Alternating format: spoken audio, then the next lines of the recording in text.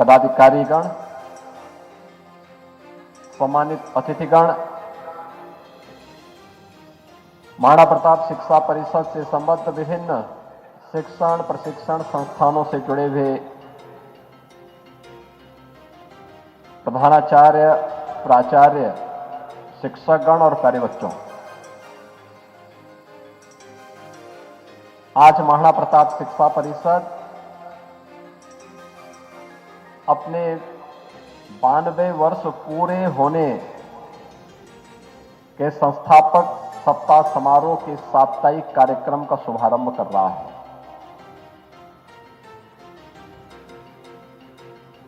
मैं इस अवसर पर आज के समारोह के जो हमारे सम्मानित अतिथिगण हैं, माननीय तोमर जी हैं, प्रोफेसर राजीव कुमार जी हैं, अन्य हमारे सम्मानित अतिथिगण हैं, उन सभी महानुभावों का मैं इस अवसर पर सबसे पहले हृदय से स्वागत करता हूं, अभिनंदन करता हूं। 92 वर्ष की ये यात्रा नए भारत के लिए हमारे संस्थान किस प्रकार से तैयार रहने चाहिए और इसमें हमारी क्या भूमिका होनी चाहिए, इस दृष्टि से अत्यंत महत्वपूर्ण है। याद करिए, जब 1932 में महंत दिग्विजय नाथ जी महाराज ने एक छोटे से बीज को रोपित किया होगा, तब साधन नहीं थे, संसाधन भी नहीं थे। देश गुलामी की बेड़ियों से जकड़ा हुआ था। एक और देश के अंदर आजादी की लड़ाई हिलोरे ले रही थी और दूसरी तरफ इस बात का एक दृढ़ विश्वास भी कि हमारा देश बहुत दिनों तक अब गुलाम नहीं रहेगा, यह देश बहुत शीघ्र आजाद होगा। लेकिन आजाद भारत में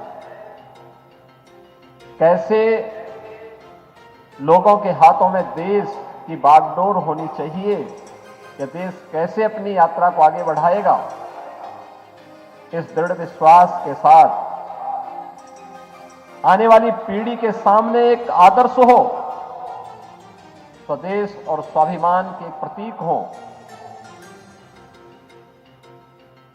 उस भाव के साथ 1932 में महंत दिग्विजय नाथ जी महाराज ने गोरखपुर में महाराणा प्रताप शिक्षा परिषद की स्थापना की। और अब तो 92 वर्ष की इस यात्रा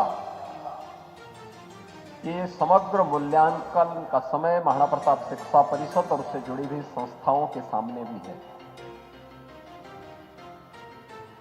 एक यात्रा पूरी की और उस यात्रा में अपनी जिम्मेदारियों का निर्वहन कैसे होना चाहिए, एक धार्मिक संस्था को, एक शैक्षणिक संस्थान को,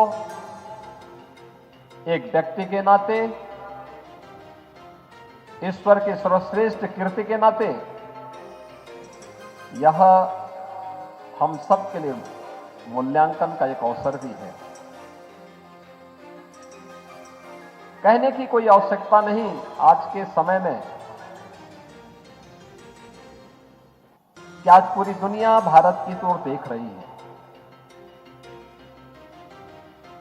पूरी दुनिया के मन में एक विश्वास बढ़ा है। याद रखना, दुनिया का विश्वास भारत पर इसलिए बढ़ा है क्योंकि भारत अब एक नए भारत के रूप में प्रधानमंत्री मोदी जी के नेतृत्व में तेजी के साथ आगे बढ़ा है। याद रखना, दुनिया उसी का अनुसरण करती है जो उसके अनुरूप अपने आप को तैयार करने का एक जज्बा रखता है।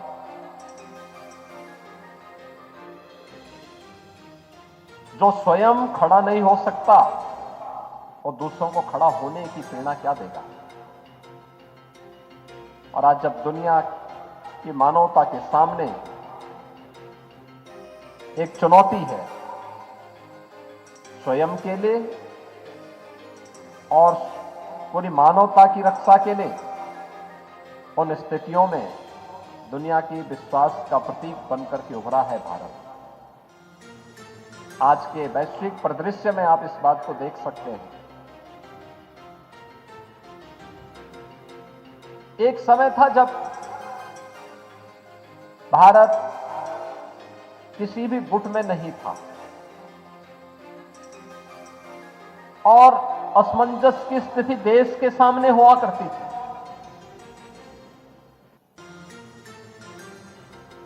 कि हम किधर हैं, हमारी दिशा क्या है, हमें करना क्या है। लेकिन आज के दिन पर हम कह सकते हैं कि दुनिया का ध्रुवीकरण उधर होगा जिधर भारत है। भारत के बगैर दुनिया के किसी भी ध्रुवीकरण की आज के दिन पे कल्पना नहीं की जा सकती है। G20 समिट ने एक करके दिखाया। दुनिया के अंदर किसी बड़े आयोजन के साथ जब आप भारत को देखते हैं तो यह नया भारत अपने आप को उस रूप में प्रस्तुत कर चुका है जिसकी अपेक्षा 140 करोड़ का यह देश चाहता था। यहां की जनता जनार्दन के मन में जो आकांक्षा थी, देश का नेतृत्व कर रहा है तो देश की संस्थाओं की जिम्मेदारी क्या बनती है। ये केवल देश की सरकारें ही करें या राज्यों की सरकारें ही करें और तभी परिणाम आएंगे। मुझे लगता है कि अब इस जिम्मेदारी से हमें बचने की बजाय स्वयं की जिम्मेदारी को भी समझने के लिए तैयार होना होगा। आपने देखा होगा क्या शानदार यात्रा भारत की पिछले 10 वर्षों के अंदर है। आज भारत दुनिया की 5वीं बड़ी अर्थव्यवस्था बन चुका है। आज भारत दुनिया के ध्रुवीकरण का केंद्र बिंदु बन चुका है। आज भारत एक आत्मनिर्भर भारत बनने की ओर अग्रसर है।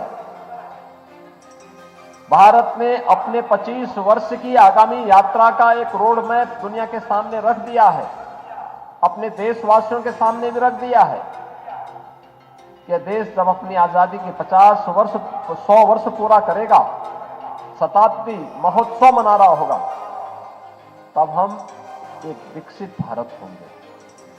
लेकिन विकसित भारत की इस यात्रा में हम सबकी भूमिका क्या होनी चाहिए, और मुझे लगता है कि उसमें सबसे महत्वपूर्ण भूमिका हर संस्थान की होनी चाहिए, हर नागरिक की होनी चाहिए और हर संस्थान की होनी चाहिए कि व्यक्ति के रूप में, संस्थान के रूप में हम आत्मनिर्भर भी बने, स्वावलंबी भी बने और स्वाभिमान के साथ अपने देश की इस विकास यात्रा को आगे बढ़ाने में सहभागी भी बने। इस पूरी यात्रा के लिए हमारी संस्थानों को आज के दिन पर अपने आप को तैयार करना होगा और इन्हीं सब बातों को लेकर के महाराणा प्रताप शिक्षा परिषद के संस्थापकों ने, महंत दिग्विजयनाथ जी महाराज ने, महंत अभेद्यनाथ जी महाराज ने इस पूरी यात्रा को उसी भाव के साथ आगे बढ़ाने का कार्य किया। और आज का ये पर्व, जो उद्घाटन का ये पर्व है, शोभा यात्रा से इस कार्यक्रम का शुभारंभ होता है। पूरे सप्ताह भर अनेक प्रकार की प्रतियोगिताएं होंगी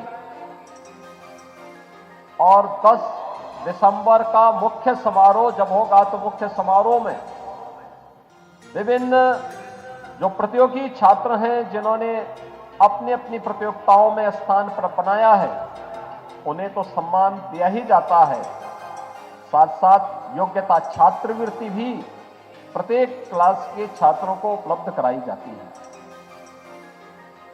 इसलिए आज का दिन यह हम सब के लिए एक अनुशासन पर्व भी है।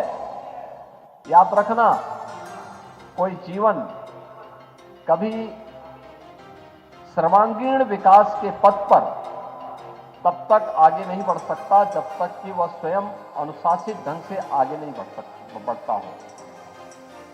और इसलिए साप्ताहिक कार्यक्रम को भी शुभारंभ इस अनुशासन पर्व के साथ कि हम एक शोभा यात्रा के माध्यम से अपने संस्थान की विकास की एक लघु झांकी तो प्रस्तुत करेंगे, साथ साथ संस्थान के छात्र छात्राओं को संख्या अधिक होने के नाते सभी संस्थानों से सभी बच्चों को यहां पे नहीं बुलाया जाता, लेकिन एक सीमित संख्या में उन्हें कहा जाता कि नहीं, आप शोभा यात्रा में सीमित संख्या में भाग लेंगे।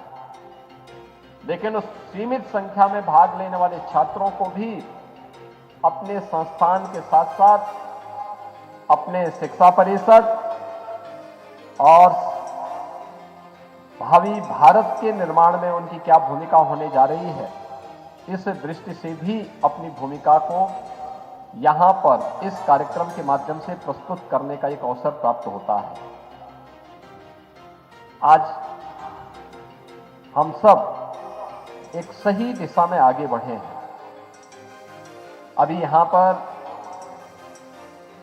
हमारे अखिल भारतीय तकनीकी शिक्षा परिषद के सदस्य सचिव के रूप में प्रोफेसर राजीव कुमार जी ने आप सबके सामने भारत की नियामक संस्थाओं की भूमिका आज किस रूप में हो चुकी है, कैसे उन्होंने बदलाव किए, किस रूप में बदलाव करने के बाद तकनीकी शिक्षा हम सबके लिए हमारे जीवन का एक आवश्यक भाग कैसे बनने जा रही है, इसके बारे में एक विस्तार से आपके सामने कहा। और याद रखना, आज के दिन पर अगर हमें जीवन को सरल और सुगम बनाना है तो हमें अपने जीवन में तकनीक को अपनाना होगा, लेकिन तकनीक को हम अपने अनुरूप उपयोग कर सकें और तकनीक हमारे अनुरूप मेरे लिए, मेरे समाज के लिए और मेरे देश के लिए उपयोगी हो सके, या तो हम सबको तय करना होगा तकनीक हमारे द्वारा संचालित हो, लेकिन हम तकनीक के द्वारा संचालित न हो। इन बातों को ध्यान रखते हुए अगर हम उस पर आगे कार्य करेंगे तो उसका व्यापक लाभ मिलने वाला है। याद रखना, भारत की प्रतिभा को जब भी अवसर मिला है, एक अच्छा प्लेटफॉर्म मिला है, उसने अपनी प्रतिभा का लोहा मनवाया है, दुनिया के अंदर मनवाया है। आज भी वैश्विक जगत में और अनेक उन प्रतिष्ठानों में हम देखते हैं, दुनिया के अंदर भारत को आज के दिन पे कोई नजरअंदाज नहीं कर सकता। दुनिया के अंदर अगर 100 प्रतिष्ठित संस्थानों के चीफ एग्जीक्यूटिव्स की जब हम बात करते हैं तो उसमें से एक बड़ी संख्या भारत के नौजवानों की दिखती है। जीवन के प्रत्येक क्षेत्र में अगर आप देखेंगे तो भारत की प्रतिभा वहां पर पूरी मजबूती के साथ अपनी प्रतिभा का, अपनी तकनीकी ज्ञान का लोहा मनाना वहां पे मनवा रही है, और उसके लिए हमें अपने आप को तैयार करना होगा। याद रखना, एक सप्ताह के अंदर ये आयोजन, विभिन्न प्रकार के आयोजन चलेंगे, लेकिन ये आयोजन एक स्वस्थ प्रतिस्पर्धा को आगे बढ़ाने के लिए भी होते हैं। एक छात्र छात्र के बीच, युवा युवा के बीच में, संस्थान संस्थान के बीच में, ये एक स्वस्थ प्रतिस्पर्धा को, एक दूसरे को समझ भी सकें, एक दूसरे की प्रतिभा को जहां पे कोई अच्छा कर रहा है उससे हम कुछ सीख सकें। ये राग द्वेष के लिए नहीं, आपसी बैर भाव के लिए नहीं, बल्कि इन सब से मुक्त होकर के एक स्वस्थ प्रतिस्पर्धा को, जो हमें जीवन संग्राम के योग्य बना सके, जीवन की चुनौतियों से जूझने की एक नई प्रेरणा प्रदान कर सके, उसके लिए होती है। और उस दृष्टि से सप्ताह भर चलने वाली इन सभी प्रतियोगिताओं में सभी संस्थानों की भागीदारी हो, वे बढ़ चढ़ करके भाग लें, प्रतिस्पर्धाओं में भाग लें, और निर्णायक मंडल से भी अपेक्षा कि जो मेरिट कहती हो उसके अनुरूप ही उन प्रतिभागियों को स्थान प्राप्त हो, जिससे मुख्य समारोह में जब मुख्य अतिथि के द्वारा उन्हें सम्मानित किया जाए तो अन्य नए छात्रों को भी, अन्य नए युवाओं को भी आने वाले समय में उन प्रतिस्पर्धाओं में अपने आप को भागीदार बनाने और उनमें स्थान प्राप्त करने का एक अवसर प्राप्त हो सके।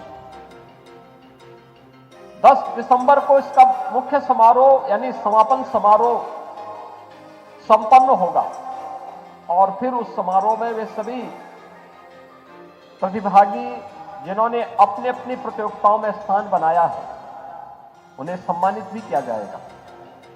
लेकिन इसके साथ ही उनके लिए एक भावी कार्यक्रम भी उसके साथ तैयार होता है कि इस बार उन्हें यह सम्मान प्राप्त हुआ है, अगली बार उनकी तैयारी किस प्रकार की होती है, किस स्तर की होती है। जो लोग स्थान नहीं प्राप्त कर पाते हैं उनके लिए भी एक अवसर होता है। अवसर इस बात का होता है कि वे अपने आप को उस समय देख सकते हैं कि उनकी मेहनत और उनका प्रयास किस स्तर का रहा है। अगली बार उन्हें कितना और प्रयास करना है कि वे मेडल के और पुरस्कार के हकदार बन सके। मैंने देखा है जो भाषण प्रतियोगिताएं यहां पर होती हैं, जो डिबेट होती हैं, जो क्विज की प्रतियोगिताएं होती हैं, सामान्य ज्ञान की प्रतियोगिताएं होती हैं, मैं देश के अंदर अनेक स्थानों पर गया हूं और मुझे देखने को मिलता है कि वास्तव में जो छात्र यहां पे स्थान प्राप्त करता है और मुझे दुनिया के अंदर कहीं वो मिलता है या देश के अंदर कहीं मिलता है तो बोलता है कि मैं उस प्रतियोगिता में मैंने इस विषय पर और इस भाषा में हुए इस डिबेट में, भाषण प्रतियोगिता में मैंने यह स्थान प्राप्त किया था, मुझे सर्टिफिकेट ये मिला था। मुझे अच्छा लगता है कि 20 साल पहले, 30 साल पहले, 40 साल पहले जिन लोगों ने उस प्रतियोगिताओं में भाग लिया था, आज भी उन्हें स्मरण है कि महाराणा प्रताप शिक्षा परिषद की इस अमुक प्रतियोगिता में मैं भागीदार बना था, मुझे पुरस्कार मिला था। पुरस्कार में मुझे उस समय इन अतिथि ये थे। आज भी उनके दिलो दिमाग में बात होती है और मुझे लगता है कि आपके लिए कोई स्मरणीय क्षण होता है। और इसीलिए मैं आज के दिन पर इस बात को कहूंगा कि एक सप्ताह तक चलने वाले इन कार्यक्रमों को इसी भव्यता के साथ एक जीवन की स्वस्थ प्रतिस्पर्धा को आगे बढ़ाने के लिए, कि जीवन में आगे बढ़ने के लिए हमें किन चुनौतियों का सामना करना है और किस भाव के साथ, और अगर आप उसके निष्कर्ष पर पहुंचेंगे तो आपके पास एक ही पक्ष आपके सामने आएगा। अगर टीम है तो टीम वर्क जहां पर होगा, टीम की भावना जहां पे होगी, वो सफलता आपको दिलाएगी। जहां पे आप एकल प्रतियोगिता में हैं तो वहां पर आपका एकाग्र भाव होने के साथ साथ कठिन परिश्रम आपको सफलता दिलाएगी। जीवन में इसके अलावा परिश्रम, आपका एकाग्र भाव के साथ, उसके साथ जुड़ना और टीम भावना के साथ कार्य करने के अतिरिक्त जीवन में सफलता का और दूसरा कोई विकल्प नहीं हो सकता। और जीवन की सफलता के रहस्य को अगर हम जान लें तो हमारे लिए फिर कुछ भी दुनिया के अंदर कठिन नहीं रह जाता है, असंभव फिर हमारी डिक्शनरी का शब्द नहीं रह जाता है। और इसीलिए महाराणा प्रताप शिक्षा परिषद और उससे संबद्ध जितने भी शिक्षण प्रशिक्षण संस्थाएं हैं, उसके सभी छात्र छात्राएं अपने आप को उसके अनुरूप तैयार कर पाएंगे। इस विश्वास के साथ मैं आज के इस महाराणा प्रताप शिक्षा परिषद के संस्थापक सप्ताह समारोह के उद्घाटन कार्यक्रम के अवसर पर आप सभी को हृदय से बधाई देता हूं, अपनी शुभकामनाएं देता हूं। आज के समारोह के अतिथियों को, माननीय श्री तोमर जी को, प्रोफेसर राजीव कुमार जी को, अन्य सम्मानित अतिथियों का मैं हृदय से अभिनंदन करता हूं और विश्वास व्यक्त करता हूं कि इस साप्ताहिक कार्यक्रम के माध्यम से आप सभी अपनी प्रतिभा का, अपने परिश्रम का लोहा सभी युवाओं और सभी छात्र छात्राओं को मनाने के लिए मजबूर करेंगे और अन्य छात्र भी आपसे प्रेरित होंगे। इस विश्वास के साथ आप सबके प्रति मेरी मंगलमय शुभकामनाएं। धन्यवाद। जय हिंद। तो महाराणा प्रताप शिक्षा परिषद स्थापना दिवस पर सीएम योगी आदित्यनाथ को आप सुन रहे थे। चलिए आगे